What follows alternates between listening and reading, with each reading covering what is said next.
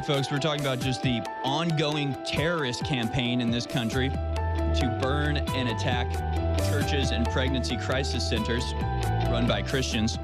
It is a religious cleansing taking place here in America, and it's supported entirely and explicitly by the state.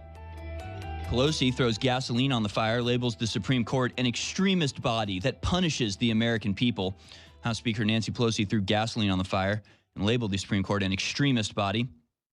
The Democrats have been waging a war on the Supreme Court justices ever since the draft opinion of Roe versus Wade was leaked. Because in addition, obviously, to the open terrorism taking place, burning churches, firebombing pregnancy centers, you also, of course, have assassination attempts against the Supreme Court justices and protests of intimidation.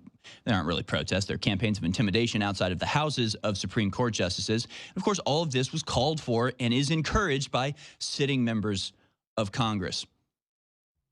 And I know, I've already spent the first hour on this, and there's so much more to cover. But it's not even necessarily about abortion. Like, you can be pro-choice, you should still be able to recognize that what's going on here is horrific, right? I'm against immigration. It's not hard for me to condemn a man who goes and firebombs a synagogue because he blames Jews for immigration. It's not difficult. It's not hard. It's actually like the most basic thing you can do as a decent person that soul is not rotten, right? Just go, look, I don't like immigration, but this is insane, and you can't be doing this, and you can't let people do this, and it discredits any legitimate beliefs we have when you do this type of violence. Like, that's just a basic decency as a human being. Somehow the Democrats can't summon this. They can't bring up this feeling of just condemnation towards open terrorist actions. Instead, they encourage it, or they act like it's not happening. And that's sort of the mantra of the liberals at this point, is just, I don't believe that's happening, right? I choose not to believe that, is really how they put things, right? You can point to the World Economic Forum taking over the world. You can show them the videos of them saying, here's what we're doing, and then doing it. I choose not to believe that. You can say there's terrorist organizations burning down churches. Here's a list of 35 of them in a single month.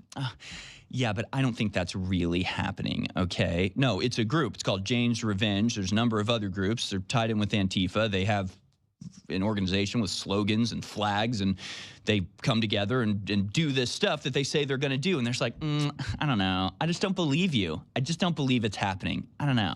I just don't believe it. Because it's not being shoved down your throat, because I guess the authorities aren't dictating it to you, so you can't think of it yourself. I don't know. It's very strange. What is gaslighting? Yeah, what is gaslighting? No, but it's not gaslighting. It's evil. It's that they're evil people. It's that they're bad, evil, despicable, heartless, irreconcilable people, right? Like I would be if I pretended not to know that a shooting happened at a synagogue. I don't think that really happened. No, I don't know. No, I don't think that really happened. Like, I know it happened. I'm just be an evil person for trying to portray myself that way. These people are sick, evil, and bad. Okay, they know that January 6th was a peaceful protest, got a little bit out of control, but nothing crazy. They know it's not an insurrection. They know that Trump saying, go make your voices peacefully heard, and then making a video saying, go home, everybody go home. They know all of that happened. They know Marjorie Taylor Greene never called for violence, never called for an insurrection. Like, they know all of this. They're liars. They're despicable. They're evil. They cannot be reasoned with. This cannot be discussed with them. They aren't going to wake up one day. They know exactly what they're doing, right? I mean, it's one thing if somebody's like hurting you or somehow, making things inconvenient for you, and they don't realize it, they're just doing what they normally do, and they don't realize that they're causing you trouble, and you go to them and go, hey, look, when you do this, it hurts my feeling. And they're like, oh, geez, I didn't realize you feel that way. I'm sorry. I'll be more careful of that. But when somebody is like grabbing your shirt collar and slapping you in the face, you're not just going to go, hey, that kind of hurts. They're like, wait, really? Whack, really? That whack, that hurts when I do that? Like, they know what they're doing. They know exactly how much pain they're causing. They know exactly how much, hatred and fear and discomfort they're causing. That's the point of it. That's why they're slapping you in the face. It's not a surprise to them that it hurts when they slap you in the face, okay? It's not complicated. Really not complicated at all.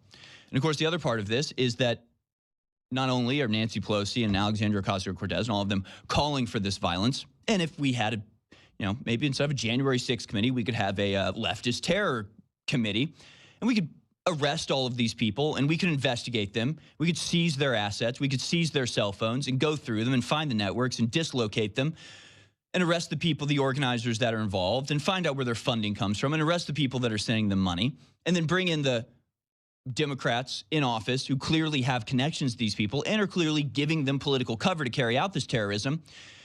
We could round them up and we could subject them to the legitimate punishments that they deserve. We could do that if we were a real country. We're not. We're an occupied nation who's controlled by people who despise us. It's not that complicated. It's really quite simple, actually. It's very easy. Look around. It's the only conclusion you can come to if you're really considering what's actually going on. But of course, the Democrats are setting an example. They're very interested in letting everybody know that they will not be bound by the law. They will not be bound by human decency. They will not be bound by politics or politeness or humanity or anything. They have been completely dehumanized. When you think of the term dehumanized, a lot of times you think of, people that have been, forcibly turned into something like less than having the dignity that any human being deserves and should be entitled to. But these people have almost dehumanized themselves, or they've been dehumanized in a way that, like, I feel bad for them. Like, I don't know why, I don't know how they did this to you people, to become so heartless, to become so vile and hateful and despicable and boundless in your anger and hatred and fury and spite and jealousy, envy. I don't know how they indoctrinated that into you, but they've destroyed your soul, and now the physical world is following in its destruction. And so, of course, they're giving cover to this, not only literally the terrorist activity, they're stopping people from investigating, and if somebody gets arrested, they get released the next day, and the case gets thrown out. I mean, they're giving them literal cover to the terrorist groups, but they're also giving them sort of spiritual cover by showing them and setting the example that they will not be bounded by the law. They will not be bound by the actual republic, the actual terms of democracy, which says you don't just get to go do whatever the hell you want because you're filled with some sort of vile, righteous energy. So let's go now to clip number 2.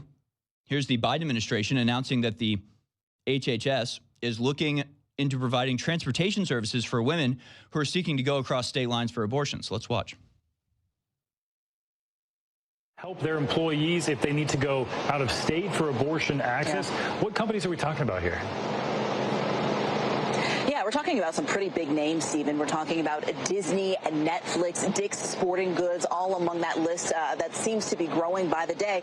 What's also interesting is over the weekend, Health and Human Services Secretary Xavier Becerra told NBC's Kate Snow at the Aspen Ideas Conference that his department is actually looking into providing transportation services for women who are seeking to go across state lines to get those services. We actually have that video. Let's go down to clip number 10. Here's HHS Secretary Xavier Becerra talking about providing transportation so you can kill your baby. What are you doing concretely in response to the court's decision to try to help women? Well, we're working with centers like Planned Parenthood, so we are restoring funding for Title X, family planning services. We are working with supporters on the ground to make sure that we are providing services to women where we can. We are looking into everything, including assisting in transportation, something that HHS doesn't typically do. Can you do that legally? Talk to me later. That's a big question, right? I always tell my team at HHS, if you've done your homework, then we have no right to do mild. And so we're going to be aggressive and go all the way. And I would tell you if you're recording, so I won't tell you. So, this is all on the record, yeah. Mr. Secretary. We are looking at every option. I mean, can we not impeach this guy? You have a government authority literally right there admitting that what they're doing is illegal to circumvent the ruling of the Supreme Court. My God. All right, folks, we're going to move on from abortion, even though, again, it's not even about abortion. It's about the way that they treat every topic that we're on different sides of. It's that their side can commit violence, their side can firebomb churches, their side can try to assassinate Supreme Court justices, and it's just reported very clinically by the media. Just, yes, there's a person was found with a gun outside of Justice Kavanaugh's home. He has been arrested. On to our next story. And it's just like completely covered up, completely brushed over, completely hidden from the American people. And it's more about this spiritual divide and the fact that I think leftists may have this idea that people just do things without thinking. Like, I don't know if they believe in free will. I don't know if they understand that, you know, human beings make choices and then can be held to account for those choices. You know, you see it with criminals that just routinely victimize innocent people, and yet they're just repeatedly let out of prison. It's just like, well, it's because they're poor. It's because of how they were born. It's like, no, it's because of the choices that they made. And if you want them to make different choices, you have to not supplement their ability to do these choices. You can't be an enabler of these people. And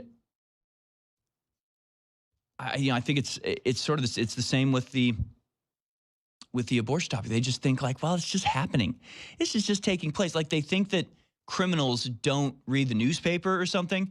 Like, when criminals see like, hey, every criminal is getting let out. Like, you understand when they went, hey, we're no longer going to prosecute anybody who's shoplifting. Shoplifting exploded because criminals just go, oh, I can do this and get away with it. And then they go do it. And even if it's not explicit like that, they understand what's happening. Like, we could show the video. I mean, we got a lot of videos, and I do want to move on, but we can just roll in the background.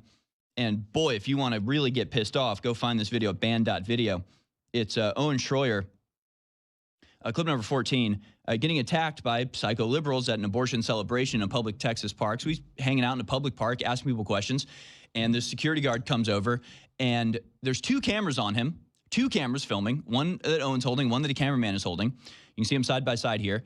And the guy starts pushing Owen. He starts shoving him.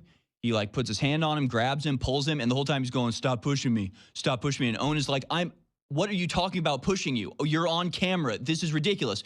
You don't think this guy knows, like, all I have to do is abuse Owen. All I have to do is like push him and be annoying to, like, he's trying to get Owen to hit him.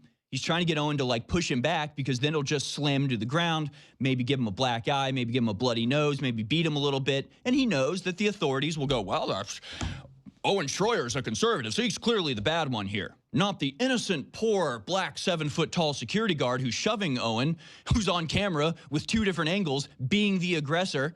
Like, they just know. They know. They absorb through like symbiosis. They understand. They get it. They think about this stuff. They know we can go out and abuse conservative people, and the DA won't prosecute us, and the private organizations will pay to have us bailed out, and they'll provide me with a lawyer, and I'll never suffer consequences, and I'll actually be rewarded by the left for being abusive and being a criminal. They know this. They get this. They're not stupid. They know exactly what they're doing. They're not stupid. They're evil. It's like, we need a shirt. They're not stupid, they're evil. There's this stupid phrase of like, never ascribe to malice what can be explained through stupidity. Well, frankly, I don't care if it's stupidity or malice. The end result is evil. So whatever's causing it, who cares? You can't blame him for murdering. He's very stupid. It doesn't matter. It doesn't matter. They're evil. It's an evil outcome that they're coming to. And so, I mean, they're setting the stage for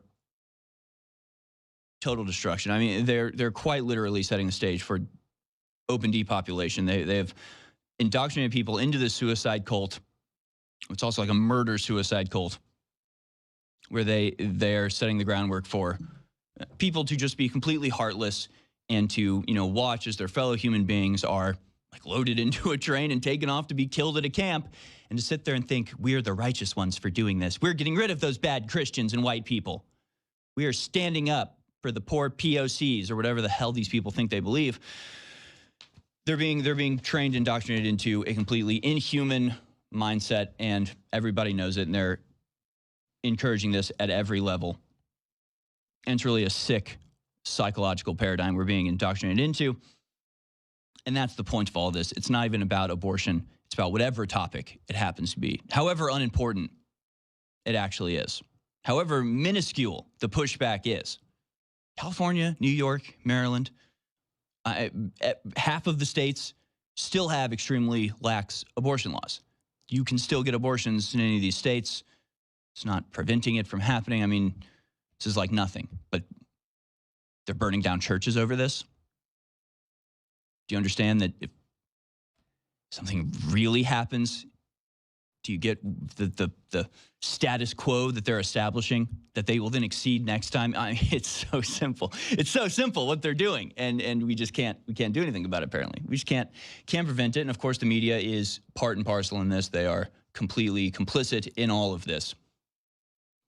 We are simply ruled by our enemies. It really is as simple as that. And of course, we've been telling you this here at InfoWars for a very long time. And we've been trying to explain this, trying desperately to prevent what is happening at this time. It's not too late. We can still, come out of this on top. And I think the extremity to which they are taking it is really causing an equivalent pushback. And I would have loved if that didn't have to happen. I would have loved if by some magic spell we could have made Alex Jones president in 2001, right? And just prevented everything that has occurred since then. Better late than never, I guess. But people are realizing what's really at stake here. People are starting to stand up against this. And there is a way to politically come out of this, and it's to have a population that's actually tuned in and aware and knowledgeable about what's going on and able to make their own decisions and determine for themselves what is evil and what is good. And that's our entire mission here at InfoWars, is just hopefully, for the love of God, wake people up to all of this. I know it's working because I know we have a lot of calls from people who have just started listening to us in the last year or so. And there is a bit of the red pilling process where you have to go through the Plato's cave, coming out in the sun, and it burns you and it kind of hurts, but then you delve deeper and deeper down the rabbit hole, mixing metaphors here. But what just happens first is like just a bit of a question, well, that doesn't quite make much sense. Hopefully we can provide the reasoning behind it and give you the psychological levers that are being pulled to bring all of this about. And hopefully we'll be here for a long time to come, so we can still be here in maybe 5 or 10 years from now to not be complaining about everything collapsing, but celebrating the fact that all of this has been reversed. Hopefully we can look back at these days of just open terrorism and political persecution and the vile hatred of our enemies and look back and go, boy, wasn't that crazy. Good thing it's not like that anymore. The only way that happens is if we spread this knowledge, spread the reality of what's happening. And you can support us in this mission by going to InfoWarsStore.com. We'll be back on the other side. Take your phone calls. I'll open up the phone lines.